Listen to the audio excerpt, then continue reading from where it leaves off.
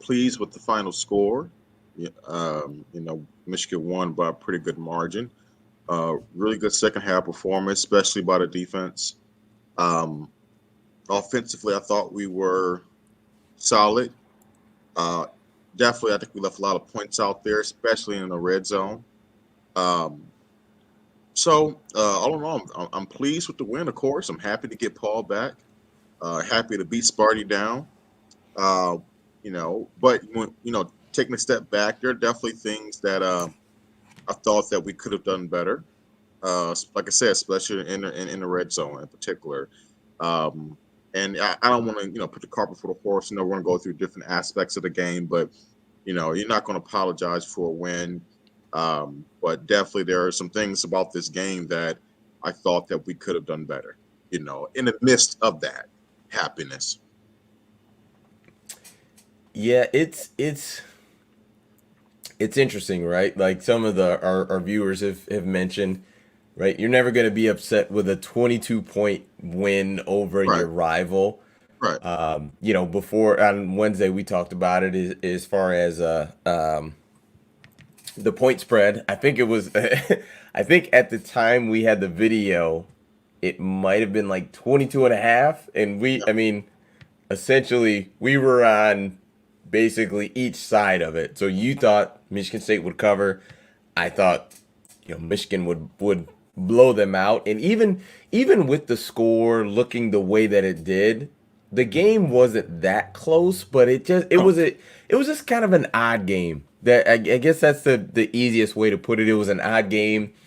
I think I think there are two fan bases looking at each other saying, see, we are better. And I think it's Ohio State looking at Michigan, seeing that result against Michigan State, saying, well, we throttled, Michigan State. So see, we're better.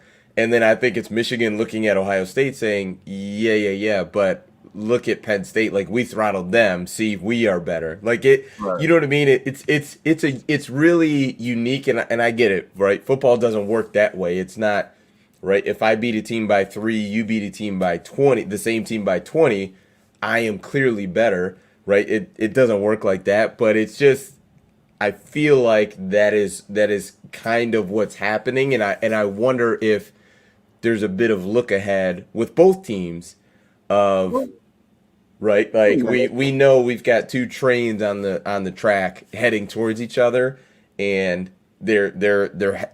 I mean, we're gonna see what that looks like. yeah. And it's only natural. I think for both our fan bases, us and Ohio State, we see that we are the clear better teams. And like you said, we're on a trajectory and a path to collide, running full speed ahead. And so we're checking them out, how they're beating opponents we play in, and vice versa. But as I mentioned during the Wednesday show, that you got to be careful doing that because the team we're different, our styles are different. So how we perform and how the final result looks in terms of the style points, it's going to be different. And there's for almost 2 years now, me and you have harped on, wanting Michigan to play a certain way, right? And it's just very evident that, Jim Harbaugh that's just not what he's going to do. He's going to run his team a certain way. He's going to run his game plan a certain way, and that's just it. To be quite honest, outside of really one drive by Michigan State where Keon Coleman made two really, really good catches, they didn't do essentially anything.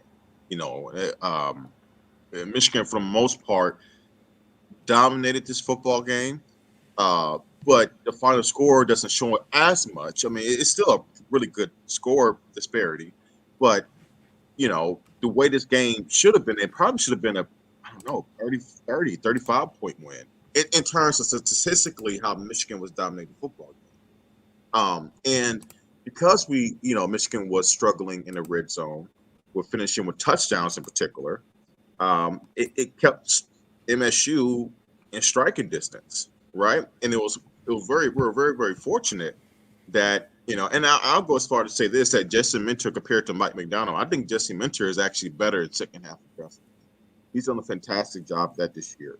If there's anything the opposing offense is doing against our defense that's been successful, particularly once we get into the locker room and we come out in the second half, we tend to take those things away. And what they did, they were able to do and stopping Keon Coleman, and I believe they had a safety over the top to kind of help our corners out, and our corners stepped up as well. DJ Turner, in particular, but it was just a really good job by Mentor and the defense, and making that adjustment and playing lights out. I thought in the second half, but you just felt like, man, like we're dominating this football game, but the score is still close, and and the problem with that is that it leaves open for things that don't make sense. Like, and then all of a sudden you find yourself in a close football game where you're like, hold on a second, it shouldn't be a one-score game, but at one point it was.